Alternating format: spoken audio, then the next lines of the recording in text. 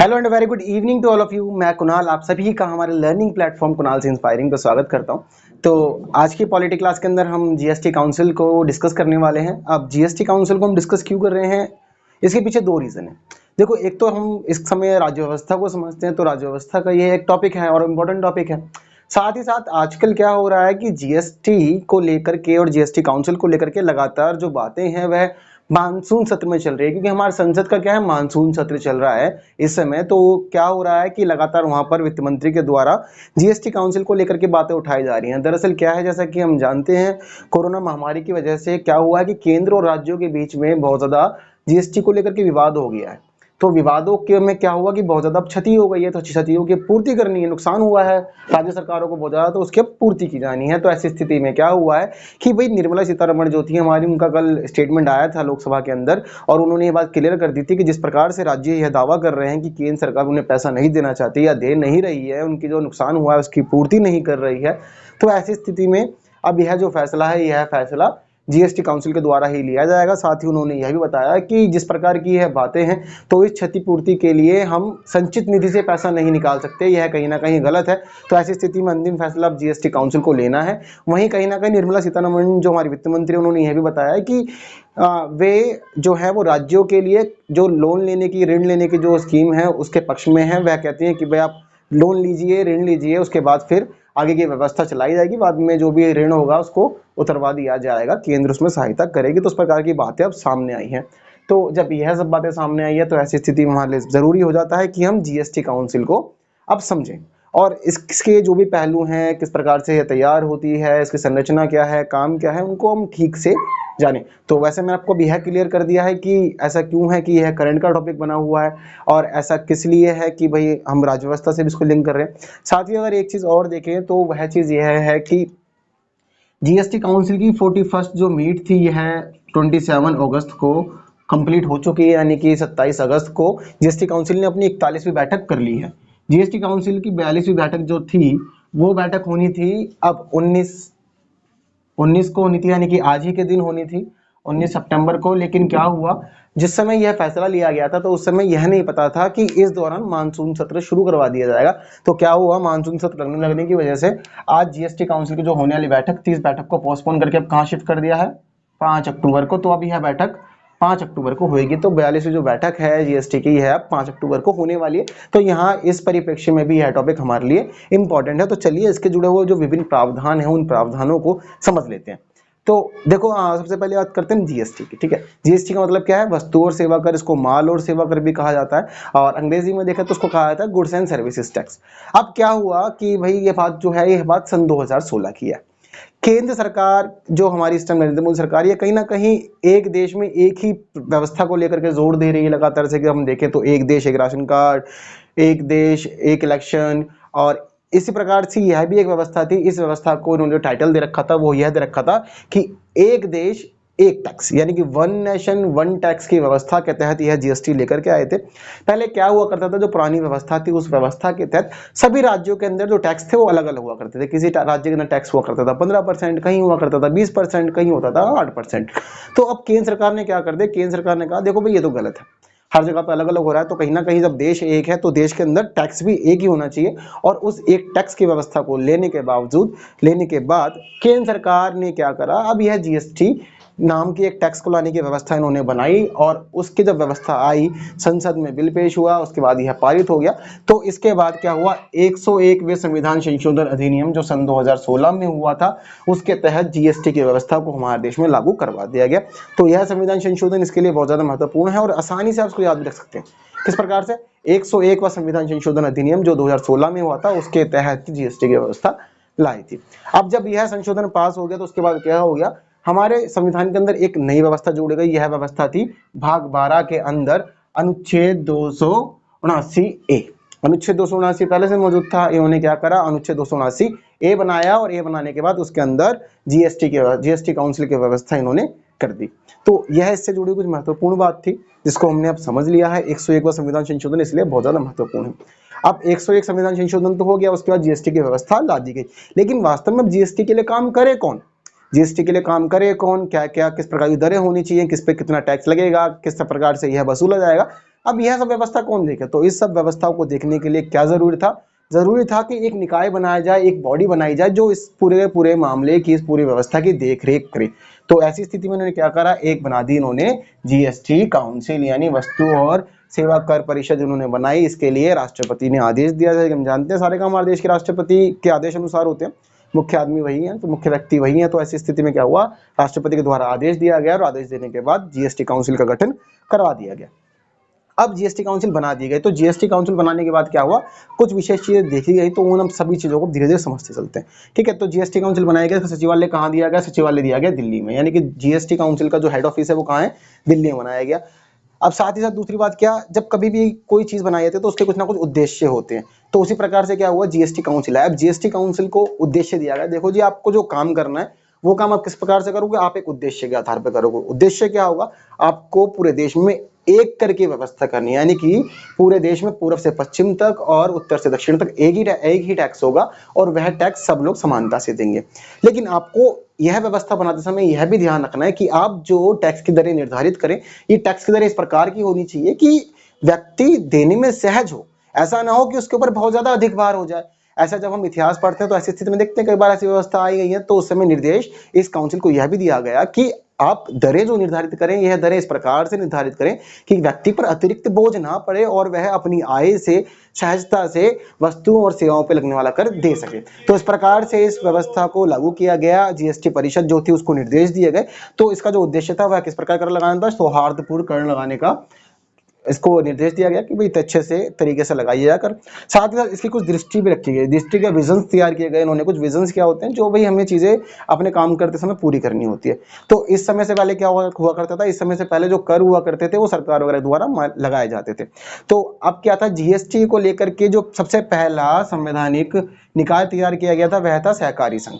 तो सहकारी संघ ने अपने अलग से कुछ उद्देश्य तैयार कर रखे तो जीएसटी को लेकर के थे। सबसे पहला इसको ही संवैधानिक निकाय बोला जाता है जीएसटी के लिए। तो क्या हुआ भाई, इसका विजन क्या रखा गया, इसका विजन यह रखा गया कि देखो आप जो भी काम करो, आप काम करो, आपको मना नहीं है। ठीक है, आपकी जो सिफारिश होंगी उनको जिस हद तक होगा उस हद तक लागू किया भी जाएगा देश में। लेकिन आपको क्या करना है, आप जो भी चीजें तैयार करो, आप जो भी विजन तैयार करो, उस स्थिति में आप यह ध्यान रखो कि सहकारी संघ ने पहले देश के अंदर जिन उच्च मानकों को तैयार कर रखा था वह सभी मानक वर्तमान में भी बरकरार रहे। यानी कि जब एक टैक्स की व्यवस्था लागू हो जाए उसके बाद भी सहकारी संघ के सभी मानक देश में लगे रहें, उनको हानि ना पहुंचे।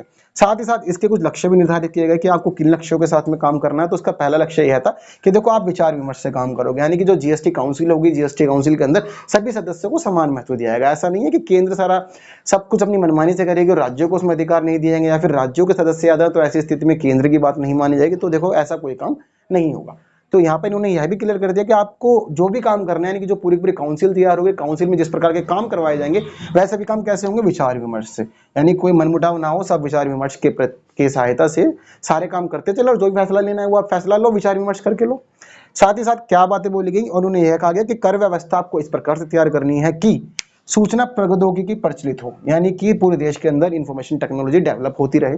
इस प्रकार से आपको पूरी कर व्यवस्था तैयार करनी। साथ ही साथ जो कर व्यवस्था हो कैसी हो, उपयोगकर्ता के लिए हितैषी हो, यानी कि जिस व्यक्ति को उस व्यवस्था का प्रयोग करना है, यानी कि वास्तव में जो इंसान कर देने वाला है वह कर देने में हिचकिचाए नहीं, वह परेशान ना हो और वो टैक्स चोरी करने की कोशिश ना करे। वह किस प्रकार से काम करे, वह सरकार का हितैषी बन करके उस जीएसटी जो व्यवस्था हो, उसके दरें हो, उनको अपनाए और वह आराम से उन टैक्सों को भरे। तो इस प्रकार के कुछ लक्ष्य भी जीएसटी काउंसिल के लिए निर्धारित कर दिए गए थे। आगे समझते हैं। तो कुछ अब बात हो गई इसकी बेसिक, यानी कि अब तक हमने क्या समझा कि भाई किस प्रकार से जीएसटी आई, काउंसिल क्यों बनाई गई, कौन सा संविधान संशोधन हुआ। ठीक है, इसके अलावा हमने क्या समझा कि इसके उद्देश्य क्या, दृष्टि क्या और लक्ष्य क्या, हमने ये सब बातें समझ ली है। अब आ जाते हैं हम मेन जीएसटी काउंसिल पर, यानी कि अब हमें समझना है जीएसटी काउंसिल के बारे में ही कि भाई जीएसटी काउंसिल वास्तव में बनती किस प्रकार है, यानी कि इसके अंदर कौन कौन होता है, किस किस किसके अंदर भूमिका होती है। तो अब हम बात करने वाले संरचना की। तो जीएसटी क्या है, गुड्स एंड सर्विसेज टैक्स। देखो टैक्स लगाने की जो भी व्यवस्थाएं होती है वो किसके तहत आती है, वो वित्त मंत्रालय के तहत आती है वैसे तो क्योंकि क्या होगा, जो भी पैसे इकट्ठा किया जाएगा और किस प्रकार से कहां से कितना आ रहा है इसका ध्यान कौन रखेगा, भाई ध्यान रखने का काम सारा वित्त मंत्रालय के पास होता है। क्यों होता है, क्योंकि भाई आने वाले समय में देश के लिए बजट भी तो तैयार करना है। अब बजट किस प्रकार तैयार होगा, बजट को हमेशा तैयार किया जाता है करों के ध्यान रखते हुए कि हम राजस्व कितना ले रहे हैं, यह हमेशा देखा जाता है। तो इसलिए सब देख रेख किसके काम नियंत्रण में होगी, वित्त मंत्रालय के। तो इस पूरे की पूरी बॉडी यानी कि जो जीएसटी काउंसिल होगी, तो जीएसटी काउंसिल का जो अध्यक्ष होगा, जो चीफ होगा, वो कौन होगा, सेंट्रल फाइनेंस मिनिस्टर, यानी कि केंद्रीय वित्त मंत्री जो होंगी वह होगा, वह क्या होगा, इस पूरे के पूरी बॉडी का हेड होगा। तो वर्तमान में अगर हम बात करें तो केंद्रीय वित्त मंत्री कौन है, वर्तमान में हमारे देश की केंद्रीय वित्त मंत्री हैं निर्मला सीतारमण। ठीक है, अब वहीं दूसरी बात देखते हैं, अब दूसरा पद किसको मिल रहा है इसके अंदर, दूसरा महत्वपूर्ण पद जो है वह वित्त मंत्रालय के राज्य मंत्री को मिलेगा, यानी कि जो वित्त विभाग का राज्य मंत्री होगा वह व्यक्ति इसके अंदर दूसरा पद धारण करेगा। तो वर्तमान में अगर हम वित्त राज्य मंत्री की बात करें तो वह कौन है, अनुराग ठाकुर है वह। ठीक है, तो ये दो महत्वपूर्ण पद हमने क्लियर कर लिए। इसके अलावा तीसरे पद की बात करते हैं। अब यह तो दोनों जो पद हुए, यह दोनों पद हुए सेंट्रल के। इसके अलावा हम बात करें सेंट्रल का एक पद और होता है, वह सेंट्रल का पद होता है ये वाला। इसके अंदर जीएसटी काउंसिल को लेकर के यह व्यवस्था की गई है कि जो भी व्यक्ति केंद्रीय राजस्व सचिव के पद पर स्थापित होगा, यानी कि जो व्यक्ति केंद्रीय राजस्व सचिव के पद पर नियुक्त किया गया होगा, वह व्यक्ति इस काउंसिल का भी पदेन सचिव होगा। यानी कि अध्यक्ष तो निर्मला सीतारमण हो गई, सचिव कौन बनेगा, तो सचिव बनने का जो जिम्मेदारी है वह किस पर आ जाएगी, केंद्रीय राजस्व सचिव के ऊपर। यानी कि जो केंद्रीय राजस्व सचिव होगा वही इस काउंसिल का भी सचिव होगा, और वह किस प्रकार से, वो पदेन होगा, यानी कि उस पद पे जो भी व्यक्ति स्थापित होगा वह अपने आप ही इस काउंसिल का सचिव बन जाएगा, उसको उसके लिए कोई विशेष काम नहीं करना पड़ेगा। तो अब तक हमने क्या समझ लिया जी, अध्यक्ष कौन हो गया, यह हो गया, साथ ही साथ सचिव कौन हो गया, सचिव हो गया केंद्रीय राजस्व सचिव, केंद्रीय राजस्व सचिव इस काउंसिल का सचिव होगा। तो अब तक हमने तीन पद क्लियर कर लिए हैं, केंद्रीय वित्त मंत्री का, राज्य मंत्री का और केंद्रीय राजस्व सचिव का। अब अगली बात करते हैं, यह सारी बात थी केंद्र स्तर पर, तो यह तीनों पद सेंट्रल गवर्नमेंट की ओर से आते हैं। अब अगला पद किसका, अगला पद आता है अब राज्यों का। यह सारी बात हो गई सेंटर को लेकर के। अब इसमें एक व्यवस्था यह भी की गई है कि देखो क्या करना है, ये जो जीएसटी काउंसिल है किस प्रकार से काम करेगी, central and state both level पे काम करना है इसने। यानी कि क्या करेगी कि भाई पूरे केंद्रीय स्तर पर और राज्य स्तर पर कर लगाना है, साथ ही साथ उन करों को वहां से किस प्रकार से लिया जा रहा है, एकत्र किस प्रकार से करना है, और बाद में जब कर इकट्ठा हो जाएगा तो राज्यों के बीच उस कर का वितरण जो करना है वह किस प्रकार से करना है, यह सब जिम्मेदारी किसके ऊपर है, इसी डिपार्टमेंट के ऊपर है। अब यहाँ पर क्या बात आ गई, हमने ये देखा कि केंद्र को तो पद दिए हुए हैं इसके अंदर, अब यहाँ पर राज्यों की भूमिका भी सुनिश्चित की गई है ताकि कहीं ना कहीं विद्वेष उत्पन्न ना हो, राज्य अपने आप को असहज ना समझे। तो ऐसी स्थिति में राज्यों को क्या अधिकार दिया गया है, राज्यों को यहाँ पर यह अधिकार दिया गया है कि आप हर राज्य से एंड यूनियन टेरिटरी से आप क्या करें, अपना वित्त मंत्री आप इस काउंसिल के अंदर भेजे। जब जब बैठक होगी तो उस स्थिति में आपको अपने यहां से वित्त मंत्री भेजना है। ठीक है, अगर वित्त मंत्री नहीं भेजना चाहते तो राजस्व मामलों का जो मंत्री आप उसको भेजो। अगर आप उसको भी भेजना नहीं चाहते तो ऐसी स्थिति में आपके पास यह भी ऑप्शन है कि कोई अन्य जो मंत्री है उसके पास कोई और विभाग है, तो आप उस मंत्री को भी इन बैठकों में भाग लेने के लिए और अपने राज्य की ओर से सिफारिश करने के लिए, अनुशंसाएं देने के लिए आप उसको भेज सकते हैं। तो इसमें क्या सुनिश्चित किया गया, केंद्र के साथ साथ प्रत्येक राज्य की भी इसके अंदर भागीदारी होगी, और वह भागीदार राज्य अपने यहाँ से सुनिश्चित कर सकता है। अगर आप वित्त मंत्री को भेज रहे हैं तो आप वित्त मंत्री को भेजिए, राजस्व मंत्री को भेज रहे हैं तो राजस्व को भेजिए, या फिर राजस्व यानी कर लगाने वाले जो करारोपण के डिपार्टमेंट इसके पास है उस व्यक्ति को भेजना चाहते हैं उसको भेजें, या फिर इसके अलावा कोई अन्य व्यक्ति है जिसका कोई और मंत्रालय है, अगर आप उस व्यक्ति को भेजना चाहते हो तो ऐसी स्थिति में आप किसी अन्य मंत्री को भी भेज सकते हैं। यह पूरी फ्रीडम राज्य को दी गई है। तो यहाँ पर राज्यों को भी पूरी की पूरी स्वायत्ता है अपना प्रतिनिधि इस मीटिंग के अंदर भेजने के लिए। अगली बात एक और समझ लेते हैं, इसके अंदर अब क्या होता है कि यह जो पद थे महत्वपूर्ण, यानी कि जो अध्यक्ष वाला पद था हमने पता कर लिया कि भाई मेन जो चीफ है वह केंद्रीय वित्त मंत्री होगा, साथ ही साथ जो पदेन सचिव होगा वह कौन होगा, केंद्रीय राजस्व सचिव ही इस काउंसिल का पदेन सचिव होगा। अब अगली बात यह है, उपाध्यक्ष का पद भी खाली है, तो उपाध्यक्ष चुनने की जिम्मेदारी किसको दी गई है, राज्यों को दी गई है। सभी राज्यों को इस काउंसिल के अंदर यह अधिकार दिया गया है कि वह सभी आपसी सहमति से अपने बीच में से ही किसी एक व्यक्ति को काउंसिल का उपाध्यक्ष चुन सकते हैं। यह अधिकार इनको दिया गया है, और साथ ही साथ इनको यह भी अधिकार दिया गया कि आप उसको काउंसिल का उपाध्यक्ष चुने, साथ ही साथ आप उस व्यक्ति का कार्यकाल भी निर्धारित करें कि वह व्यक्ति कितने समय तक के लिए या कितनी बैठकों के लिए उपाध्यक्ष पद पर बना रहेगा। यह अधिकार भी किसको, यह स्वायत्ता राज्यों के तहत ही आ रही है।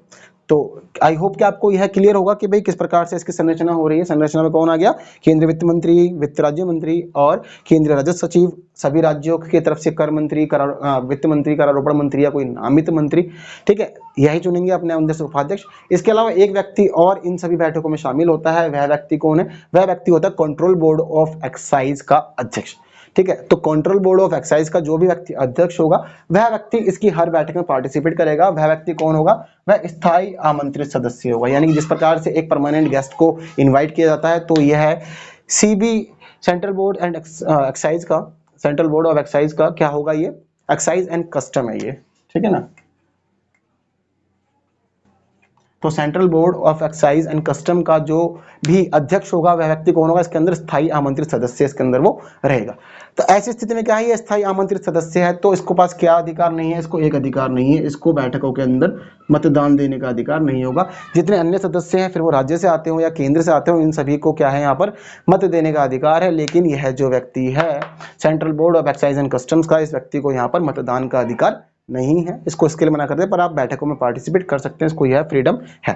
तो यह सारी बात हो गई संरचना को लेकर के। अब यह समझते हैं कि भाई यह जो काउंसिल है यह कामकाज किस प्रकार से करेगी। तो देखो इसके कामकाज को लेकर के सबसे पहले तो ध्यान रखना यही है कि भाई आपको सेंट्रल और स्टेट को समान महत्व देना है, भेदभाव नहीं करना, किसी भी जगह पे मिलजुल के काम करना। तो ऐसी स्थिति में क्या होगा, यहाँ पे डिसाइड किया होगा फॉरम। फॉरम क्या, देखो जब जब बैठक होगी तो बैठक की स्थिति में क्या जरूरी है कि कुल सदस्यों की आधी सदस्य संख्या हमेशा यहाँ उपस्थित रहे। अगर कुल सदस्यों की आधी सदस्य संख्या उपस्थित नहीं रहेगी तो ऐसी स्थिति में क्या होगा कि जो बैठक है वो स्थगित कर दी जाएगी। तो अनिवार्य संख्या क्या है? कुल सदस्यों की आधी संख्या का हर बैठक में होना जरूरी है। उसी कंडीशन में बैठक की जा सकेगी, अन्यथा बैठक नहीं हो सकती। ठीक है। साथ ही साथ यहाँ पे क्या दिखाएगा कि भाई बात फाइनल हो चुकी है, पहले बता दिया गया कि सारी बातें, सब कुछ फैसले कैसे होंगे, विचार विमर्श के आधार पर फैसले लिए जाएंगे। तो यहाँ पर इन्होंने यह भी तैयारी कर रखी है कि कामकाज में जब भी कोई भी फैसला लिया जाएगा तो फैसला किस प्रकार से लिया जाएगा? भारित मतों के 3/4 बहुमत के आधार पर। यानी कि जो 3/4 बहुमत होगा उसके आधार पर ही कोई निर्णय लिया जाएगा। अगर कोई निर्णय ऐसा है जो 3/4 बहुमत नहीं ला पा रहा तो वह पास नहीं होगा। तो कोई भी फैसला लिया जाएगा वो 3/4 बहुमत से ही लिया जाएगा। अब 3/4 बहुमत तो है, लेकिन किस प्रकार का बहुमत है? भारित मतों का। अब ये भारित मत कैसे वह समझते हैं। दरअसल क्या है, इस काउंसिल के अंदर जो सेंट्रल वोट्स हैं और जो स्टेट्स वोट्स हैं उनको ना अलग अलग वैल्यू दी गई है। तो सेंट्रल गवर्नमेंट की ओर से जो वोट पड़ रहे हैं, यानी कि केंद्र सरकार के जितने मत आए, तो उन मतों का कुल मूल्य कितना होगा? कुल मतों का 1/3। यानी कुल मतों का 1/3 किसकी तरफ से आएगा? केंद्र सरकार की तरफ से। और कुल मतों का जो 2/3 है वो किसकी तरफ से आ रहा है? राज्य सरकारों की तरफ से। यानी कहीं ना कहीं इसके अंदर स्टेट गवर्नमेंट्स को ज्यादा स्वायत्तता, ऑटोनोमी दी गई है। तो इससे यह चीज तो क्लियर हमारे को एक हो रही है। तो केंद्र सरकार की ओर से कुल मतों का कितना भार पड़ रहा है? 1/3। साथ ही साथ राज्य सरकार की तरफ से कितना पड़ेगा? कुल डाले गए मतों का 2/3। ठीक है। तो यहाँ पर अब क्या होगा, जब यह वोट डल जाएंगे तो इन वोटों को डलने के बाद अब इन्होंने पक्ष में डाले हैं, विपक्ष में डालने हैं, ये बात की बात है। अभी यह बताया गया कि किसकी तरफ से वोटों का कितनी वैल्यू है। सेंट्रल के वोट्स की जो वैल्यू है वह 1/3 है और स्टेट के वोट टोटल वोट्स की जो वैल्यू है वह टोटल वोट्स का 2/3 है। यह यहाँ पे क्लियर हो गया। अब इन्होंने जो वोट डाला बाद में फाइनल होगा। बाद में यह क्या करेंगे, अब इस कुल डाले गए मतों में देखेंगे कि कुल डाले गए मतों के अंदर पक्ष में 3/4 बहुमत आ रहा है या नहीं आ रहा। यदि आ रहा है तो जो भी विचार था, जो प्रस्ताव था, वह पास मान लिया जाएगा, अन्यथा वह अस्वीकृत मान लिया जाएगा, रिजेक्ट हो जाएगा वो उसके बाद में। ठीक है। तो यह इसके कुछ कामकाज की प्रणाली है, इस प्रकार से यह काउंसिल काम करती है। तो अगला समझ लेते हैं आगे क्या है। अब इसके कुछ कार्य भी होते हैं, तो कार्य किस प्रकार से करती है ये काउंसिल, अब वो समझ लेते हैं। तो काउंसिल में क्या है, काउंसिल के जो भी काम होंगे किस प्रकार काम होंगे? एडवाइजरी काम होंगे। केवल अनुशंसाएं करेंगे, सिफारिश करेंगे। ऐसा नहीं है कि भाई जो भी इसने बोल दिया वो सब प्रत्यक्ष प्रभाव से, पहले प्रभाव से ही लागू हो जाएगा, ऐसा नहीं होगा। ये बात आप हमेशा ध्यान रखें। यह जो भी काम करेगा वह काम सिर्फ सिफारिश के तौर पर ही होता है। तो क्या क्या काम है इसके ऊपर ये देख लेते हैं। तो यह क्या करेगी, अनुशंसाएं करेंगे किस प्रकार की।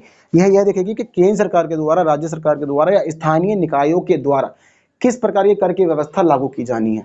तो जो भी कर की व्यवस्था लागू की जानी होंगी केंद्र लेवल पे, राज्य लेवल पे, स्थानीय निकायों के लेवल पे, तो उसकी सिफारिश कौन करेगी? उसकी सिफारिश करेगी जीएसटी काउंसिल। ठीक है। साथ ही साथ यह भी देखेगी कि कौन कौन सी वस्तुएं और सेवाएं ऐसी हैं हमारे देश के अंदर जिनके ऊपर कर लगाया जाना है और किस दर से लगाया जाना है। यानी कि इस डिपार्टमेंट का यही काम है कि यह देखे कि हमारे देश में जितनी भी वस्तुओं की बिक्री और खरीद होती है उनमें से कौन कौन सी ऐसी वस्तुएं हैं जिनके ऊपर कर लगाया जा सकता है, या यह देखेगी कि किन किन वस्तुओं पर कर लगाया गया है उस पर कर हटाया जाना है। तो यह कर लगाने का काम और कर हटाने का काम, दोनों ही काम इसी काउंसिल के ऊपर है। साथ ही साथ अगर करों की दरों में परिवर्तन करना हो तो वह काम भी इसी काउंसिल के पास ही है। तो इस काउंसिल पे कितना काम आ गया, पहले ये देखना कि भाई कौन कौन सी वस्तुएं और सेवाएं हैं जिस पे कर लगाया जा सकता है। साथ ही यह भी देखेगी कि कौन कौन सी वस्तुओं और सेवाओं पे कर लगा हुआ है जिसको हटाया जा सकता है। साथ ही साथ करों की दरों में परिवर्तन करने का काम भी इसी काउंसिल के ऊपर आता है। ठीक है। साथ ही साथ इस काउंसिल को और भी काम देखने हैं, वो काम क्या देखने हैं कि भाई जीएसटी के लेकर के जो जो कानून है वह कानून किस प्रकार से बनाए जाएंगे। तो जीएसटी के ऊपर जितने भी कानून होंगे वह सभी कानून बनाने का काम जो भी सिफारिश करेगी यही काउंसिल करेगी। साथ ही साथ देश के अंदर और राज्यों के अंदर जीएसटी की उगाही जो करनी है, किस प्रकार से कलेक्ट करना है पूरा का पूरा जीएसटी, यह देखने का काम भी इसी काउंसिल के पास आता है। और साथ ही साथ यह काउंसिल यह भी सुनिश्चित करेगी कि जीएसटी की वजह से व्यापार और वाणिज्य किस हद तक प्रभावित हो रहा है, लाभान्वित हो रहा है, यह देखने का काम भी इसी काउंसिल के तहत आता है। तो इस काउंसिल के तहत बहुत सारे महत्वपूर्ण काम आते हैं, जिसके तहत यह काम आता है कि भाई जीएसटी से जुड़े वो सारे कानून वो बनाए, सिफारिश करे, किस प्रकार से कर लिए जाएंगे वह बताए। साथ ही साथ यह बताए कि भाई व्यापार और वाणिज्य के तहत जीएसटी का प्रयोग किस तरह से होना है। इसके अलावा क्या है, जीएसटी की दरें बता चुका हूं कि भाई जीएसटी की दरें क्या रहेंगी, परिवर्तित कब होंगी या खत्म कर दी जाएंगी, यह सभी देखने का काम भी इसी काउंसिल के तहत आता है। इसके अलावा इस काउंसिल का यह भी जिम्मेदारी होती है कि भाई आपदा की स्थिति में यह देखे कि जीएसटी के दरों के अंदर किस प्रकार से हम अतिरिक्त दर निर्धारित कर सकते हैं। जैसे कि कोरोना महामारी भी चल रही है, तो उसी प्रकार से हम यह समझते हैं कि आपदा हो गई, मान लो किसी राज्य के अंदर बाढ़ आ गई है या चक्रवात से वह प्रभावित है, तो ऐसी स्थिति में यह काउंसिल यह निर्धारित करेगी कि भाई उस राज्य के लिए कुछ सकारात्मक काम किया जाए, तो किस प्रकार से अतिरिक्त दरें वस्तुओं और सेवाओं पर लगाई जाए, जिससे कि अतिरिक्त धन सरकार के पास इकट्ठा हो सके और सरकार उस अतिरिक्त धन का प्रयोग उस स्थान की आपदा पर नियंत्रण पाने में लगा सके। तो इस प्रकार की जो जिम्मेदारी है, यह जिम्मेदारी भी जीएसटी काउंसिल के ऊपर ही आती है। इसके अलावा विशेष राज्यों को लेकर के भाई कर किस प्रकार से रहेंगे, यह सब भी देखने का काम किसका है, यह सब देखने का काम भी जीएसटी काउंसिल का है।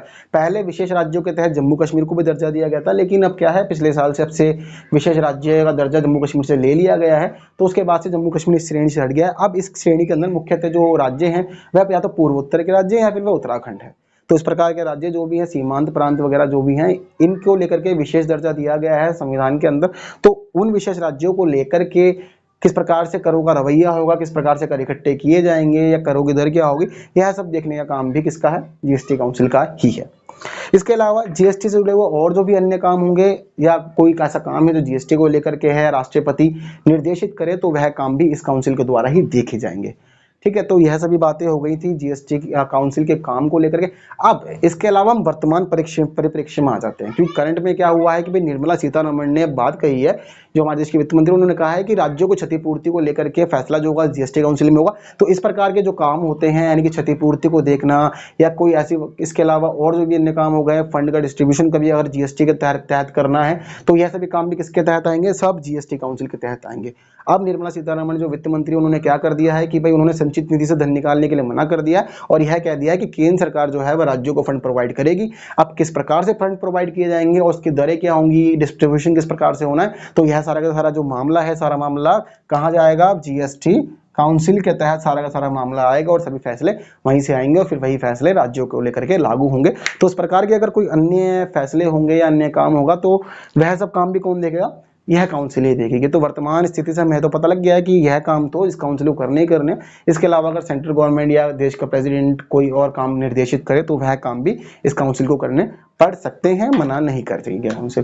तो वैसे मुझे उम्मीद है कि आपको यह पूरा टॉपिक समझ में आया होगा। आज के इस क्लास के अंदर हमने जीएसटी काउंसिल को लेकर के बहुत सारी बातें समझी हैं अच्छे से। तो इसके अंदर हमने एक समझा कि भाई जीएसटी का जो व्यवधान है, प्रावधान है, किस प्रकार से आया, एक देश एक कर व्यवस्था के तहत यह आया था। 101 संविधान संशोधन अधिनियम 2016 के तहत आया था। अनुच्छेद याद रखें 279A। और साथ ही साथ यह भी ध्यान रखें कि भाई 41वीं जो जीएसटी की बैठक थी वो 27 अगस्त को हो चुकी है, लेकिन अब 42वीं जो बैठक थी वह अब कब होने वाली है, 5 अक्टूबर को होने वाली है। तो आप वो भी ध्यान रखें। और इसके जो संरचना है, संरचना की पूरी व्यवस्था रखें, क्योंकि पूरी परीक्षाओं में यह क्वेश्चन अमूमन आता है कि निम्नलिखित में से कौन जीएसटी काउंसिल का सदस्य होता है या कौन जीएसटी काउंसिल का सदस्य नहीं होता। तो ऐसी स्थिति में आपके लिए जरूरी है कि आपको इसके मेंबर्स का स्पष्टीकरण हो, आप क्लियर हो कि कौन कौन मेंबर है और कौन कौन मेंबर नहीं है, ये आपको पता होना चाहिए। इसके अलावा इसकी व्यवस्था से काम भी हमने अच्छे से समझ लिया। तो आई होप आपको अभी पूरा टॉपिक क्लियर हो गया होगा, आपके मन में कोई डाउट नहीं होगा। तो वीडियो बाकी आप क्या करें, आपको जानते ही हूँ कि भाई शेयर करनी है, वीडियो को लाइक करना है, चैनल को सब्सक्राइब नहीं किया तो सब्सक्राइब भी करना है। और बाकी फिर अब कल मिलते हैं नई वीडियो, नए दिन, कुछ नए कंटेंट्स को लेकर के। And thank you so much for watching this video.